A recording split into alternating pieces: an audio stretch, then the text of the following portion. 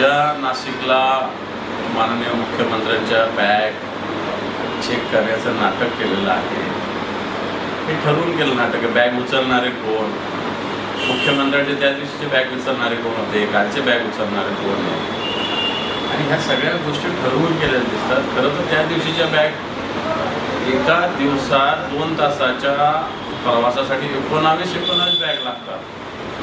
आज 2च बॅग तपासल्या. आज का नाही 19 बॅग घेऊन आले तुम्ही?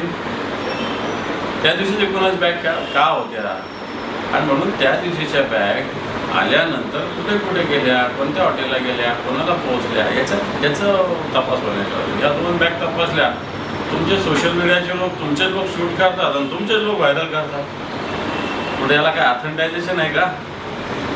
कुठंच नाही. त्यामुळे ह्या गोष्टी सगळ्या फेक, लोकांच्या डोळ्यात धुळफेक करण्याचा प्रकार आहे. खरं तर आमची तक्रार त्या दिवशीच्या बॅगविषयी ही काही केलेली नाही. त्याचं खरं तर ज्या सुरक्षा यंत्रणा याची जबाबदारी आहे. तुम्ही एकाला सोडणार, एकाला एक न्याय, दुसऱ्याला एक न्याय. निवडणूक आयोगाने याची दखल घ्यावी.